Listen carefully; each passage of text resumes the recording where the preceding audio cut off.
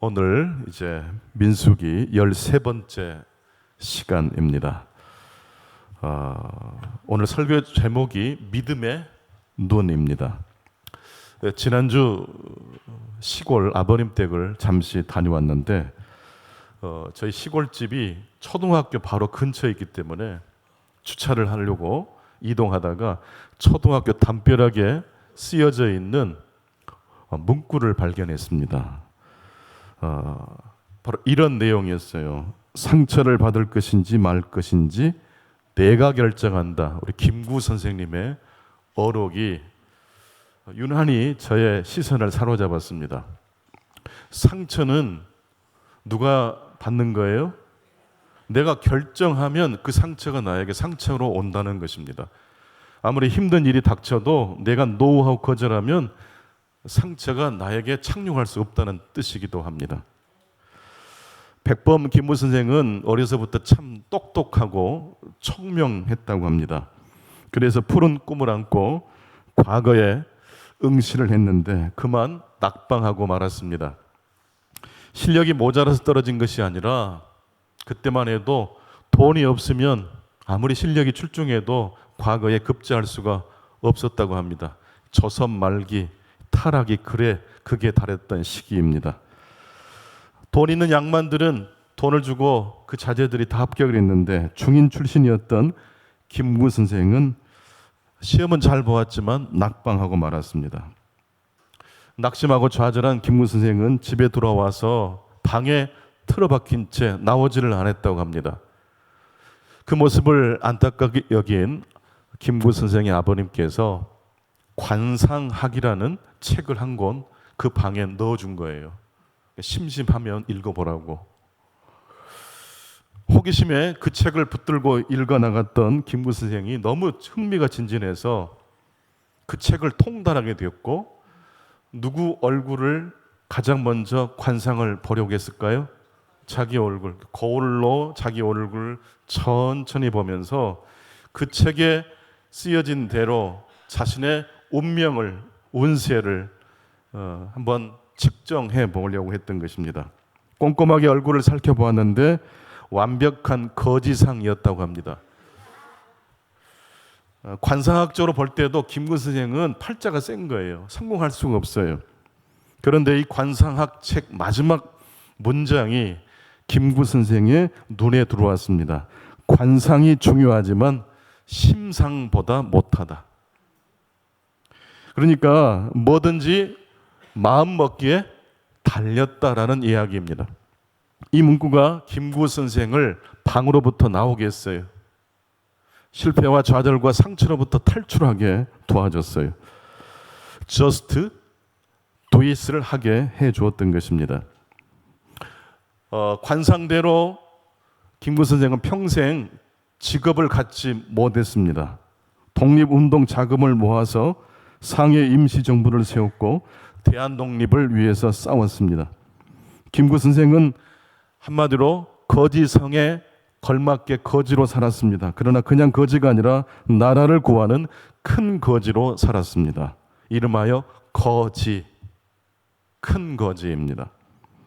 이후 김구 선생은 기독교 신자가 되었고 믿음으로 세상을 바라보았다고 합니다. 김구 선생과 잘 어울리는 성경 구절이 있어요. 그냥 이 말씀을 준비하다 그냥 생각이 떠오르더라고요. 로마서 12장 21절. 외우기 쉽습니다. 12를 뒤집으면 뭐가 되죠? 21. 그래서 로마서 12장 21절.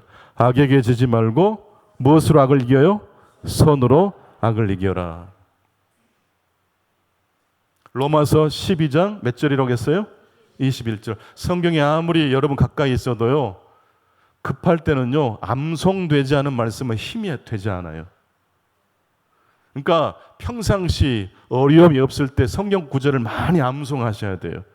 왜냐하면 위기에 닥치면 성경책도 떠들어볼 여유가 없어요. 그럴 때는 암송한 말씀, 묵상한 말씀이 나를 붙잡아 줍니다.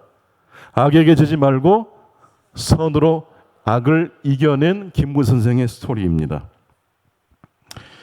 제 할아버지는 추석 명절이 되니까 생각이 나는데 늘 성경책을 아침마다 읽으셨는데 성경책 옆에는 반드시 또 한 권의 책이 놓여져 있었는데 그 책이 바로 김구 선생이 지으신 백범일지였습니다. 성경을 읽으시고 항상 백범일지를 읽으셨어요. 저희 할아버지는 많이 배우신 분은 아니었습니다. 근데 어린 학생, 제가 중학교 때부터 제 할아버지랑 초등학교 때부터 같은 방에서 잤거든요. 늘 할아버지가 일어나시면 성경 읽으시고 백범일지를 읽으셔요. 한복을 입으셨고 수염을 기르셨어요. 식사 기도를 굉장히 길게 하셨어요. 그땐 길었는데 지금 생각하니까 너무 그리워요. 백범일지를 읽으셨던 할아버지의 모습이 저에게는 큰 선물로 지금까지 남아 있습니다. 오늘 민수기 말씀은 이스라엘 백성들이 시내 광야를 출발해서 드디어 가데스 바네아에 도착하여 리더십의 위기를 잘 극복해낸 모세가 12지파에서 한 명씩 대표를 뽑아가지고 가나안 땅을 정탐하도록 12명의 정탐꾼을 가나안 땅에 파송한 이야기입니다. 그리고 40일이 지난 다음에 정탐꾼들이 가나안 땅을 정탐하고 돌아와서 모세와 이스라엘 백성들 앞에서 보고한 내용이 오늘 민수기 13장의 내용입니다. 12명의 정탐꾼에게 하나님께서 맡겨주신 직분이 무엇이었을까요? 정탐꾼에게 주어진 직분은 지도자라는 뜻도 있지만 왕자라는 뜻도 있어요. 그러니까 하나님의 왕자로서 대리자로서 가나안 땅을 보고 와라, 그런 의미였습니다. 갈렙이라는 사람이 12명의 정탐꾼 중에 한 명이었는데 이 갈렙의 이름의 뜻은 조금 촌스러워요. 이상해요. 개라는 뜻이에요. 개는 주인에게 어떻게 하죠? 충성되게 순종하잖아요. 실제로 갈렙은 10명의 다른 정탐꾼들과 달리 믿음의 눈으로 가나안 땅을 정탐했고 그렇게 보고했습니다. 또 여호수아라는 이름의 의미는 12명 정탐꾼 중에 여호수아도 있거든요. 여호와께서 이스라엘 백성을 구원하신다라는 뜻입니다. 2명의 정탐꾼 갈렙과 여호수아는 하나님의 대리자로서 가나안 땅을 믿음의 눈으로 잘 정탐했고 보고했습니다. 그러나 10명의 정탐꾼들은 똑같은 것을 보고 왔지만 부정적으로 보고를 하고 말았습니다. 그 결과 그들은 가나안 땅에 입성하지 못하게 됩니다. 오늘 말씀을 3가지로 정리해서 드리겠습니다. 첫 번째, 믿음의 눈을 가진 사람은 하나님의 말씀대로 움직인다는 말씀입니다. 여러분, 그리스도인들은 어떤 책을 사랑합니까? 성경책을 사랑하죠. 그렇다면 이 성경책은 어떤 책을 의미할까요? 그냥 읽고 구원의 도가 기록되어 있다고 생각하지 마시고 이 성경책이 과연 어떤 배경에서 형성됐는지를 한번 생각해 보셔야 돼요. 성경은 고대 문명을 지배했던 5대 제국이 있습니다. 이집트, 아수르, 바벨론, 페르시아, 그리스의 압제에도 불구하고 기어이 살아남았던 남은 자들의 마음속에 피어난 상상의 나라, 그 나라를 희망했던 히브리인들의 유산이 바로 성경입니다. 제가 남은 자라고 그랬죠. 5대 제국의 압제에도 불구하고 끝까지 버텨낸 민족. 성경은 그런 이스라엘 백성들을 가리켜서 남은 자라고 했어요. 여러분, 승리, 성공은 뭔지 아세요? 끝까지 남아있는 자가 승리예요. 초반전에 아무리 잘 달리고 힘을 써도 마지막 결승점에 골이 하지 못하면 그건 실패자잖아요. 근데 이 남은 자를 조금 방언처럼 사투리식으로 표현하면 이 남은 자는 떨거지들입니다. 히브리인들의 그 단어의 어근은 하비루입니다. 하비루가 떨거지란 뜻이에요. 비루한 자, 비천한 자. 눈으로 보고 겉으로 보면 존재감이 1도 없는 사람들이 바로 히브리인들입니다. 그런데 이스라엘 백성들이 이집트에서 어떻게 했죠? 탈출했어요. 그리고 5대 제국의 그 모든 압제에도 불구하고 기어이 살아남았어요. 그 살아남는 모든 삶의 이면에는 하나님의 말씀이 있었던 거예요. 귀로 들리는 이 세상의 소음 말고 내 존재를 진동시키면서 들려오는 하나님의 음성. 성경 창세기 1장을 보면 하루를 계산하는 방법이 좀 특이해요. 저녁이 되고 아침이 되니 첫째 날이다. 보통은 아침부터 시작해서 저녁까지 하루잖아요. 근데 왜 성경은 히브리인들의 마음속에 희망을 심어주었던 이 성경은 왜 하루 계산법이 저녁이 되고 아침이 되니 첫째 날이라고 했을까요? 저녁에 잠을 잘 때 노동에서 해방된 유일한 시간이잖아요. 그 비천한 사람들이, 비루한 사람들이 잠을 자는 시간만큼은 잠자는 시간 동안에 뭘 할 수 있어요? 믿음을 가지고 상상할 수 있어요. 비록 우리는 압제를 받고 있는 사람이지만 하나님의 나라를 향하여 하나님께 택함 받은 백성이다. 이럴 때는 믿음 아멘을 하셔야 돼요. 비루하고 비천하지만 저녁에 잠을 자는 동안만큼은 바로의 채찍이 나를 지배할 수 없어요. 그래서 꿈을 꾼다는 건 대단히 중요해. 근데 히브리 백성들은요, 저녁에 잠자리에 들 때 아침을 기대했을까요? 아침이 오지 않는다고 절망했을까요? 저녁이 되고 아침이 되니 잠자리에 들 때 내일 아침에 희망을 꿈꾸고 잤다는 뜻이에요. 그러므로 믿음이란 보이지 않는 것에 대한 확신입니다. 또한 믿음이란 보지 못한 것을 현실 안으로 끌어들이는 행동입니다. 지금 현실로 보면 딱 죽어야 마땅해요. 김구 선생은 관상으로도 거지상이에요. 그냥 죽어야 돼요. 그런데 죽지 않아요. 왜요? 믿음으로 현실을 바라보기 때문에 그렇습니다. 함석헌 선생께서 일제강점기 때 일본으로 유학을 가셨다가 우찌무라 간조를 통해서 성경 공부를 하게 됩니다. 그리고 하나님을 만나요. 그런 다음에 성경을 통달하고 조선의 역사를 쭉 톱파보는데 희망을 갖게 됩니다. 그때부터. 그리고 나서 성경을 한 문장으로 이렇게 요약했어요. 성경은 희망의 책이다. 왜 희망의 책이죠? 성경은 할머니가 애를 낳고 처녀가 애를 낳는 이야기이기 때문에. 즉 성경은 불가능에서부터 시작을 해요. 불임은 낙심과 좌절의 상징인데 반대예요. 성경은. 이상하게도 불임 사건이 많죠. 그 불임이 오히려 우리 인생을 망가뜨리는 것이 아니고 그 불임 때문에 하나님을 더 깊이 만나요. 두 번째로 믿음의 눈을 가진 사람은 하나님의 능력을 의지합니다. 다 같이 따라서 해보시겠습니다. 믿음의 눈을 가진 사람은 하나님의 능력을 의지합니다. 민수기 13장 17절로 20절을 보게 되면 모세가 가나안 땅으로 정탐꾼을 보내면서 몇 가지를 당부합니다. 가나안 땅 백성이 어떤 백성인지를 알아와라. 또한 그 땅이 좋은 땅인지 그 땅에 거주하는 거민들이 성곽을 쌓았는지를 알아오너라. 마지막 세 번째로 그 땅의 열매를 가지고 오너라. 그래서 정탐꾼들의 손에 포도를, 이따만한 포도를 들고 돌아왔죠.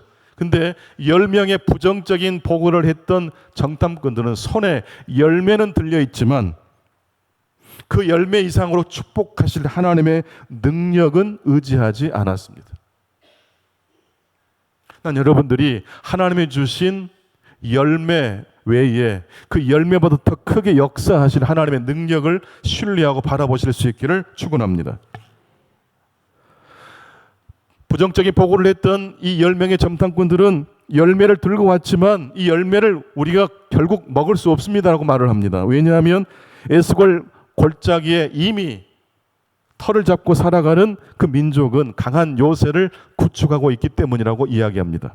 그리고 그 성 안에 사는 사람들은 우리와 그런 비교가 되지 않을 만큼 장대한 체격을 소유하고 있다라고 말을 합니다.